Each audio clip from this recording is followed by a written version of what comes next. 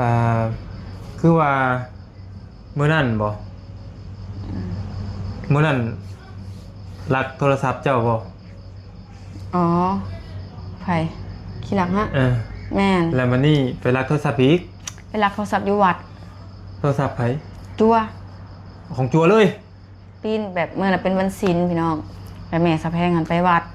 ไปวัดแลจัวเพิ่นก็ต้องมากุฏิมาสันเพลสันหยังหั่นนะสันข้าวสันน้ำเลยแม่สะแพงเลยไปไต่ทูบอยู่ธาตุท่อธาตุพอสะแพงเลยเห็นเพิ่นน่ะปีนเข้าในปองเอี้ยมปีนเข้าไป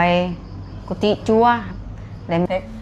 จริงเจ๊จริงจริงเจ๊จริงจริงเจ๊จริงจริงเจ๊จริงจริงเจ๊จริงจริงเจ๊เจ๊จริงเจ๊จริงจริงเจ๊จริงเจ๊จริงจริงเจ๊เจ๊จริงจริงจริงจริงบ่ได้พี่น้องเอ้ยพยายามที่สุดละตัวเรื่องลายพี่น้องเอ้ย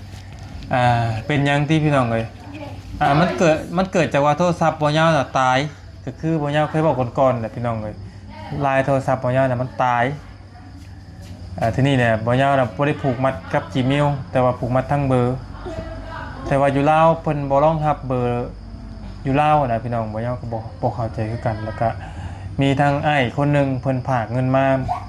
โลนนานสมควรเนาะพี่น้องเอ้ยเพราะว่าอ้ายเพิ่นจะมาส่งมาแล้วบ่บอกบ่ยาวบ่ได้ถามบ่ยาวนะพี่น้องเอ้ย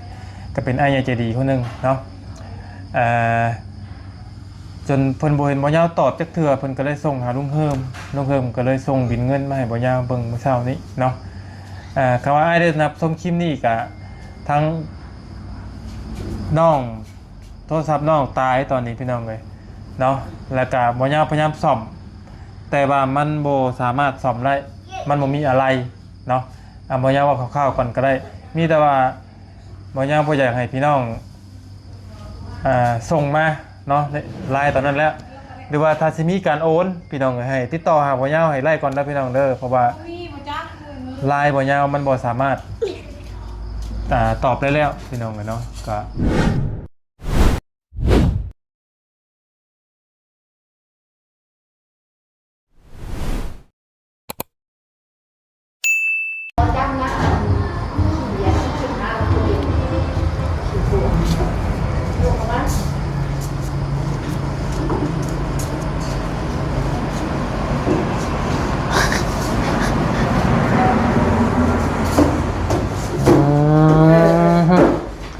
งามดีเลยตาบ่มอนยัง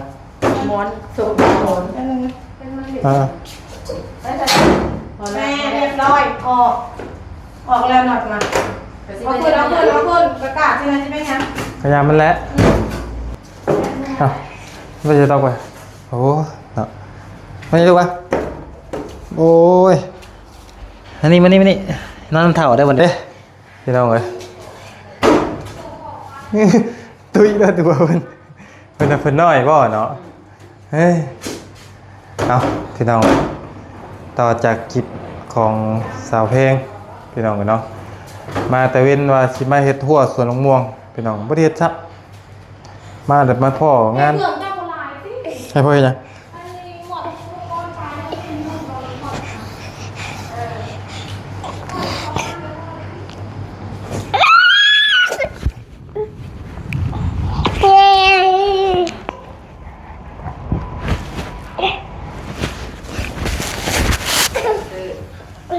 แหกมาก่อนหมูแล้วของได้คุณก็แหกมาเอาเห็ดหน่วยมอนไปถามผู้เห็นใช้หน่วยมอนตัวไหนเอาตัวมอนตัวนี้เลยตัวนี้มอนบ่มีเนาะฮะบ่มีแล้วเอาใหม่เนี่ยบ่ได้มีติมีเบอร์และมีเลยมอนบ่สุบมอนนี่ได้สุบมอนก่อนมูนบเตอร์มันสาดออกบ่นะอย่าไปให้ทางผ่าแม่นะให้ได้ค่ะไปได้กัน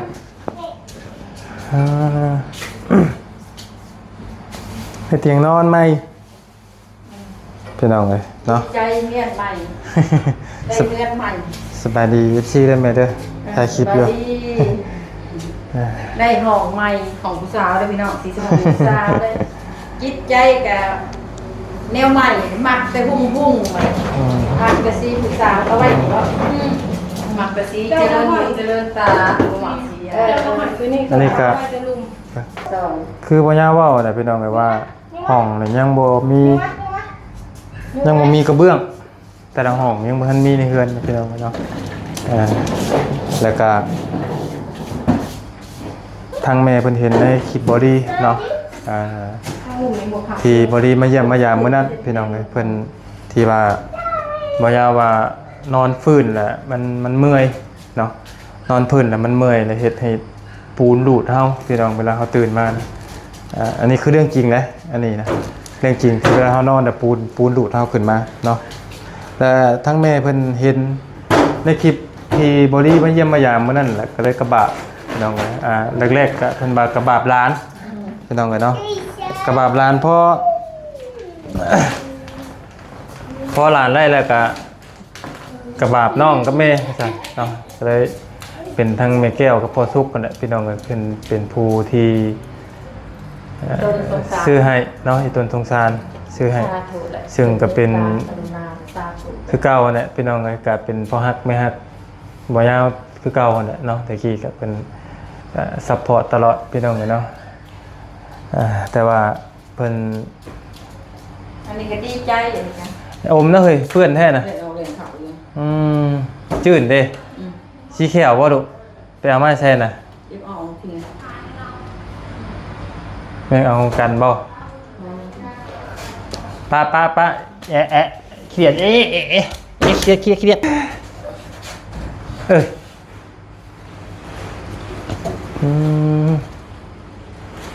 แล้วอันนี้สิเป็นห้องเฒ่าแม่พี่น้องเนาะอันนี้ในห้องก็เป็นเฮาปูสาดน้ำมันไปก่อนเนาะกะบ่มีเลยพี่น้องเอ้ยกะแล้วจำนี้ก็สาธุเนาะพี่น้องเอ้ยขอบใจทั้งพ่อกับแม่เพิ่นหลายๆเนาะบ่นะบ่ตอนนี้ก็ได้เตียงนอนใหม่คนละห้องเนาะกับห้องนั้น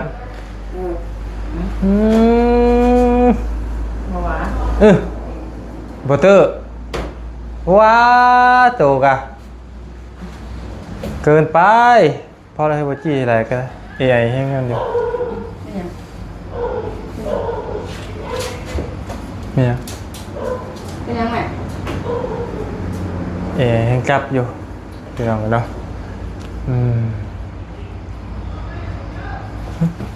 ไหนปะบอยลงรถพี่น้องเนาะอันนี้เป็นเตียงห้องทำเมเป็นสีชมพูพี่น้องเลยไปเบิ่งเตียงกันปะเต็มแล้ว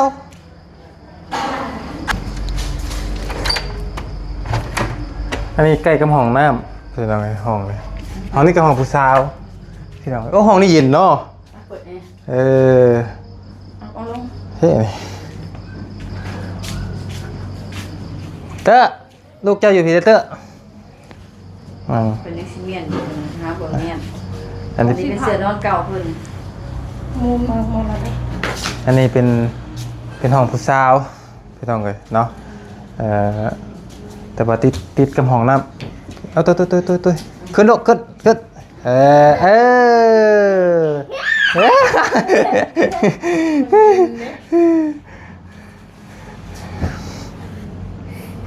อันหนึ่งเท่าไหร่เธอมีผู้เพิ่นอยากได้2รวมเบิ้ลฮะ4 ล้านรวมเบิ้ล4 ล้านบ่คอยบอกว่าดีป่ะ5 ล้านป้ายตัว5 ล้านป้ายนะบ่ทำกันบ่เตียงแต่มันโกลดราคาบ่เวลาคันหักลดราคาอันนี้ลดราคานี้เตียงอันนี้บ่รุ่นใดลดราคาของข่อยหรือของเจ้าข่อยแม่บ่2ของเจ้าแล้วมันจะถือกว่าแต่ของเจ้าราคาปกติโอเคเรื่องอะไรนะย่าไปใส่อันเป็นจริงเป็นย่าจาก2 คนไปสวรรค์คิดย่าจาก2 คนไปสวรรค์คิดเส้น2 คนก็มีคนเอาจาก2 คนมาขายดีอันนี้ก็คือป้าเต้นอนนี่บ่นอนน้ำสาวเด้อจืดพี่น้องคือกันพี่น้องกับแต่ละห้องก็ ไม่ยังนี่ผลบ่แต่ละห้องก็แม่นแต่ละห้องคือกันพี่น้องเป็นเสือน้ำมันพี่น้องเนาะก็ถ้าก็คุยกันอยู่ว่าอยากมีเงินซื้อกระเบื้องอยู่พี่น้องแต่ว่าน้ำอะไรชอบน้ำยังน้ำอะไรได้แม่น้ำยังน้ำขิงใส่มะนาวเจ็บคอเจ็บไหมเฮ้ยเจ็บไหมมันเริ่มมันจะไปหลอดเลยหอมเพลงเจ้าก็จะลื้อแต่ก็ดูจืดฮะมันไม่จืดอันนี้ลื้ออันนี้ไปรถเอาไปมานั่งยิงเราถาม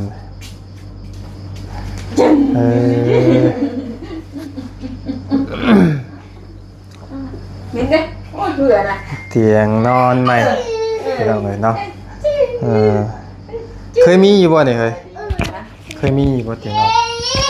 ตั้งแต่เป็นคนมาเลยบ่เคยมีจักเถื่อในเฮือนในซานเลยบ่เคยมีจักเถื่อฮะกะเคยได้เพียงไว้ใช่ครั้งแรกนี่บ่โดยโต๊ะเลยลูกโอ้ยอย่าจืดเลยกว่าอย่าเพิ่นฮะกะซื้อได้ครั้งแรกพี่น้องตะกี้ก็นอนพื้นตะกี้เฮือนเก่าเฮือนกี่ก็นอนเตียงใหม่ผุแบบคันบ่นอนเตียงมันกะน้ำท่วมตะกี้ก็เตียงของกะมันเป็นเฮือนใหม่เด้เฮือนเก่าๆแต่ที่น้องสาวเพิ่นขายของอาหารนะเบาขอโทษนะพี่น้องเนาะก็คืองานสิว่าอะไรกะทางเฒ่าพ่อเนาะบุญบ่ฮอดพี่น้องเลยบุญบ่ฮอดวัสดินโอ้ยดื้อบ่ทางน้องสาวเพิ่นก็บ่เคยได้ดอกพี่น้องบ่เคยได้นอนบ่อนดีๆนุ่มๆแบบนี้ก็คือทางเฒ่าพ่อก็บุญบ่ฮอดซ้ำเนาะพี่น้องเลยบ่ได้นอนครับคือทางแม่ก็ได้นอนผู้เดียวพี่น้องเลยผู้สาวเด้อไปเด้อจะออกเด้อพระเจ้าเห็นแล้วออกเด้อจัดการแผนมันสิบาทมึงบาทมือน่ะ10 บาทมือนุ่มค่ะก็เลยยาปากนอนนี่เวียกตื่นเลยนะงบ4 ล้านเนาะในจำนวนเงินถ้าเป็นเงินบาทเท่าไหร่2 เตียงกับ8 ล้านเป็นฝากเงินมาให้ก็เหลืออยู่พี่น้องเอ้ยบ่นะบ่เรื่องอันถ้าเป็นเงินบาทเท่าไหร่เงินบาทเขาก็บ่ฮู้แล้วเขาก็ไล่จะเข้าไล่เลทเท่าไหร่ให้ลองไปนอนคุณบ่ฮู้เอาไปนอนพี่บ่อยากนอนเตียงใหม่บ่โอ้นอนเตียงใหม่เตียงนมเขาว้าวดอกเพราะว่าเป็นคอยน้ำมักแบบชิ้นห้องเลยคอยก็หมักคือกันผู้หมักบ่ได้นอนผู้นอนบ่ได้หมักสไตล์คอยเนี่ยคอยก็หมักคือกันคอยก็หมักมันมืดคอยก็บ่ได้หมักมันแจ้งคอยก็ว่าอยู่ว่าบ่ใช้บ่ใช้เป็นอันแก้วค่ะใส่มันงามหากผู้ว่าใส่หาบ่นอนแบบว่ามันมืดมันแบบมันแจ้งพวกมันเหลื่อมตาพี่น้องเอ้ยเอาพี่น้องเลยต้นน้องแบบเตอร์ออกไปก่อนพอดีน้องบ่ได้เว้าบ่ได้เว้าหยังกันสอเพียงเลยเนาะก็จืดดีใจเด้จืดดีใจแฮงพี่น้องโดดห้องนั่นโดดห้องนี้เด็กน้อยเพิ่นก็มักของใหม่ของงามของนุ่มโย่ไผกันนะเพิ่นมาแต่เฮียจักผู้สิแลงของห้องใดบัดนี้คนนี้มักตัวนี้มักประตูมืดเขาก็มักคือกันมืดได้ยังเป็นกับมืดเขาก็มักมันมืดแบบเฮานอนแล้วแบบเฮารับแจกนะมีแต่อันนี้แหละเปลี่ยนเบิดไปดูห้องเขานะทางเบิ้งค่ะสิได้เปลี่ยนแม่แล้วเพิ่นบ่อยากให้เปลี่ยนฮะแม่เพิ่นบ่ให้เปลี่ยนบ่เปลี่ยนเป็นเฮ็ดหยังมันแตกบ่แหละประตูยังก็แตกเบิ่งก่อนแก้วก็แตกบ่ได้เสียไว้พี่เบิ่งก่อนเปลี่ยนได้เปลี่ยนบ้านใหม่เปลี่ยนเบิดนั่นแหละเปลี่ยนทุกอันนั่นแหละเปลี่ยนเป็นไม้ซื่อแล้วไก่กันนะคันบ่เปลี่ยนก็ได้ซื้อผ้ากั้งเนี่ยเขาใส่มันนั่นนี่แล้วแต่ว่าเรื่องเขาก็ใส่กันแสงร้อยแต่แบบนี้เนี่ยมันห่องเขาก็มันสิบ่ มันสิแน่นหนา อืม แน่นหนาตัวที่เขาสิงัดสิแงะมันภายในนะพี่น้อง ข่อยก็บ่มักคือกันเป็นเกี่ยวแต่ว่าเพิ่นตามแม่แล้วบ่อยากคัดแม่เพิ่นพี่น้องเอ้ยเพิ่นว่างามเฮาก็งามเพิ่นบ่ได้ทั้งหน้าแล้วให้ใส่แก้วเบิดเพิ่นว่า มันนั่นนะลองนะแก้วบ่งามเปลี่ยนออกดูให้เป็นไงเนาะเอเขาเย็นกว่าเขาเนาะ แม่น เออ มือสอง คนละรุ่น อืม คนละยี่ห้อ เย็นอะไรเลยบ่ให้เฮาไปจัง แล้วก็โบราณอีก อืม เออ ซื้อมือสองมาใส่ไปนี่ค่ะ เปลี่ยนออกไหมเนาะ เย็นได้อยู่ อ่า เย็นจนหนาว นั่นแหละพี่น้องกันเนาะก็คือคลิปนี้ก็ทางสาวเพลงถ่ายทำไปแหละพี่น้องเลยแต่ว่าพยายามกลับมาถ้าทำอีกรอบหนึ่งเพื่อมาขมุกขอบใจทั้งมีแก้วกับพอสุก โด กัน ย พี่น้อง ใจ เลย เพิ่น เป็น หลายๆเด้อพอสุขสวรรค์กับแม่แก้ว ที่นอนเนาะ3ที่นอนเลยก็ถือว่าเพิ่นชื่อเอิ้นว่าจังไดพี่น้องเลยเป็นหม่องที่มีเหือมีเฮงก็ว่าได้เลยพี่น้องเลยเพราะว่าหม่องที่เฮาสากแวดก็ว่าได้เลยเนาะเป็นหม่องที่สำคัญแหละเนาะเพราะว่าเฮ็ดให้เฮาหลับเฮานอนเต็มรับเต็มอิ่มตื่นขึ้นมาแล้วก็มีเหือมีเฮงนะพี่น้องกันเนาะเพราะว่ามันเป็นพื้นปูนแหละมันสิรูดเฮาพี่น้องเลยเนาะปูนแล้วมันจะรูดเฮาแล้วเฮาเมื่อยแล้วก็ต้องขอขอบใจทั้งเมย์เพิ่นหลายๆที่ แม่ก็พอ เพิ่นเป็นห่วง หลาย ทั้งเมย์ทั้งพ่อที่เป็นห่วงเป็นใยเรื่องความปลอดภัยของหลานเนาะซึ่งก็เป็นน้องแรปเตอ ๆ ร์ สุขภาพของร้านแล้วก็สุขภาพของแม่ของน้องของครอบครัวสะเพนี่แหละ ยั พี่ น น้องเอ้ย งูยันเงี้ยวประมาณนั้นพี่น้องเนาะ งานคิดไม่งอดน้ำ คิ ฝ ด น เป็นงอดยังงูพี่น้องเลย เลย กะขอขอบใจทั้งพ่อทั้งเมย์คือยังคิดเห็นทั้งลูกคือเก่าเนาะขอให้แม่อยู่ดีไม่แห้งความเจ็บปวดอะไรเด้อทั้งพ่อกับแม่เนาะบ่ว่าจะขึ้นไปลงใต้ให้อยู่ดีไม่แห้งความครอบครัวพ่อและแม่เนาะดีมกดีใจหลายพี่น้องในมื้อนี้กะเนาะ เลย แล้วก็มีคำถามคือว่ามื้อนั้นบ่มื้อนั้นลักโทรศัพท์เจ้าบ่ อ๋อไผขี้หลักฮะ แม่น แล้วมันนี่ไปลักโทรศัพท์อีก ไปรักโทรศัพท์อยู่วัด โทรศัพท์ไผ จัว ของจัวเลย ปีนแบบเมื่อน่ะเป็นวันศีลพี่น้องแล้วแม่สะแพงหันไปวัด ไปวัดแลจัวเพิ่นก็ต้องมากุฏิมาสันเพลสันหยังหันนะสันข้าวสันน้ำเลยแม่สะแพงเลยไปไต่ทูบอยู่ธาตุธาตุพอสะแพงเลยเห็นเพิ่นน่ะปีนเขาในปองเอี้ยม ปีนเขาไปกุฏิจัวแล้วแม่สะแพงหาแจ้งงาในวัดนั้นว่า มีคนขี้หลักเขาห้องแล้วเขาก็เอาอันอิหยังเกาะกองร้องก็แล่นก็ไปนำจับพี่น้องก็จับมาได้ก็เป็นคนเดียวกันที่หลักโทรศัพท์สะแพง สะแพง โบคิดเนาะพี่น้องเอ้ยก็จักสิว่าจังได๋มื้อนั้นน่ะทั้งหมอยากับสาวเพลงว่าจะบ่เอาเรื่องเลยเด้ บ่เอาเลยแหละ บ่เอาเรื่องแล้ว บ่เอาแล้ว คือ บ่ บ่ เอา เอา เรื่ เรื่ อ อง งแล้ว ให้เงินพร้อม แล้วก็แก้เคล็ดทั้งสาวเพลงเพิ่นเอาเงินให้50,000กิแก้เคล็ดไปพี่น้องเอ้ยแต่ว่าก็เฮาเว้าบ่ได้เนาะกับเฮาบ่ได้ถูกไปหรอกพี่น้องเอ้ยแต่ว่า คนมันเคยรักกันนะพี่น้องเอ้ยคนเคยรักแต่ก็ หลับคนหลับ คนดิ่นยาเนาะแล้ว ไอ ก็ โฟนของจัว คนเคยรักแหละ เหมือนเลิกบุขาดนะพี่น้องเนาะคนเคยรักเคยเล่มเคยเล่นเคยกินเคยสูบสินะพี่น้องแล้วก็ไปรักของจัวอีกเนาะแต่ว่าตอนนี้ถึงจับเป็นที่เรียบร้อยแล้วบ่ คือว่าอีแม่ว่ากองร้อนพ่อบ้านไปเอา ปล่อยบ่ปล่อยเลย จับติก็ยังบ่รู้รายละเอียดเพราะว่าได้ยินได้ทราบว่าผู้เพิ่นสิจับไปเขาคุกหรือบ่ด้วยจับไปยังผู้เพราะว่าเพิ่นบ่มีญาติอิหยังหั่นน่ะหัดไปกับบ่มีไผส่งข้าวส่งน้ำบ่รู้อันเฮาก็บ่รู้รายละเอียดรู้แต่ว่าเพิ่นในมื้อนั้นเพิ่นไปหลักของจัวแล้วว่าเพิ่นให้กองร้อนพ่อบ้านมาเอาแล้วว่ะ จามจากสารซาตยานมือบ่ยาวเห็นมื้อนั้นน่ะคือสิเข็ดเลยพี่น้องเว้ยสั่นรถย่านเฮานะแต่ว่าพอแล้วก็แต่เฮ็ดคือเก่าโอ้คือเป็นคนอันนี้เนาะแบบว่า บ่เข็ดบ่หลาบ บ่จื้อบ่จำอะนะพี่น้องคือแบบเฮ็ดได้จังได๋อะนะคือยังกลับไปเฮ็ดคือเก่าอยู่อะนะสุดยอดเลยเนาะ เฮาก็ให้โอกาสเนาะบ่อยากเอาเรื่องเอาความพี่น้องเอ้ย โอกาสนี่ให้เรื่อยโพดพี่น้องกันเนาะแล้วดึงโอกาสเลย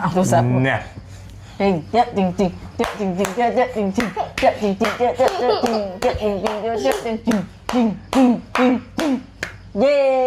เอ้ย ไป ไปพี่น้องกันเนาะ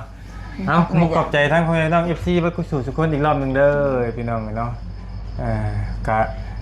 คล้ายๆกันพี่น้องกับแต่ละห้องเนาะแต่ละเตียงอันเดียวกันแล้วก็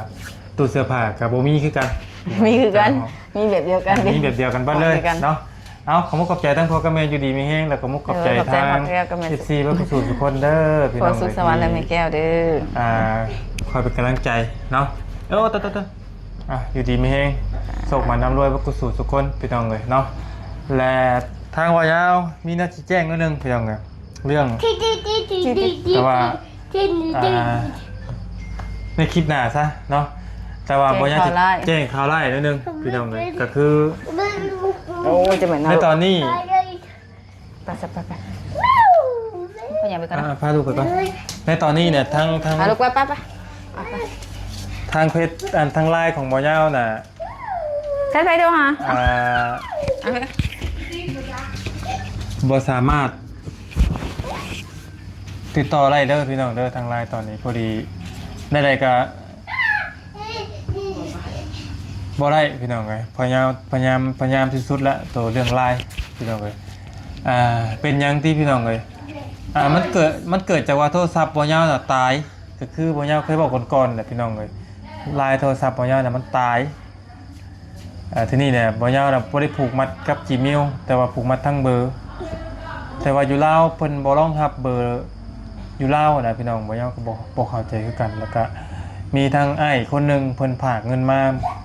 โลนนานสมควรเนาะพี่น้องเอ้ยเพราะว่าอ้ายเพิ่นจะมาส่งมาแต่บ่บอกบ่ยาวบ่ได้ถามบ่ยาวนะพี่น้องเอ้ยก็เป็นอ้ายใหญ่ใจดีคนหนึงเนาะจนเพิ่นบ่เห็นบ่ยาวตอบจักเทื่อเพิ่นก็เลยส่งหาลุงเฮิมก็เลยส่งบิลเงินมาให้บ่ยาวเบิ่งเมื่อเช้านี้เนาะคำว่าอ้ายได้นับชมคลิปนี้ก็ทั้งน้องโทรศัพท์น้องตายตอนนี้พี่น้องเลยเนาะแล้วก็บ่ยาวพยายามซ่อมแต่ว่ามันบ่สามารถซ่อมได้มันบ่มีอะไรเนาะบ่ยาวว่าคร่าวๆก่อนก็ได้มีแต่ว่าบ่ยาวบ่อยากให้พี่น้อง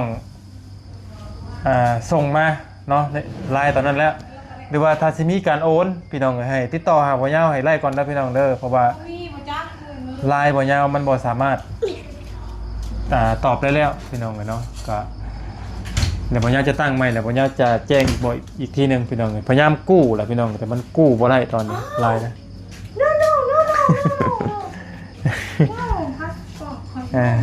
บ่ยาวพยายามกู้แต่มันกู้บ่ได้แล้วไลน์ตอนนั้นก็เลยปัญญาสิตั้งใหม่แล้วก็ขนาดตั้งใหม่ก็ยังยากพี่น้องกับไลน์ตอนนี้เนาะยากปกตินี่เฮาผูกมัดกับเปอร์นี่มันจะยืนยันได้แต่ว่านี่มันบ่ได้แหละพี่น้องบ่มันเป็นหยังเนาะนั่นแหละพี่น้องเอ้ยเนาะอยู่ดีมีแฮงเบิดกุศลทุกคนเนาะความเจ็บบ่ได้ความไข้บ่ให้มีเนาะพี่น้องเอ้ยก็สิบุญๆสบายแน่พี่น้องเอ้ยเพราะว่าน้องแรปเตอร์ย่างออกย่างเข้าอยู่เนาะอันนี้ก็สมหน้าผู้โชคดีพี่น้องเลยที่ได้เตียงนั่นแหละเนาะ เอา8 โมงนี้เขาไปสิฮอดแล้วป่านนี้น่ะ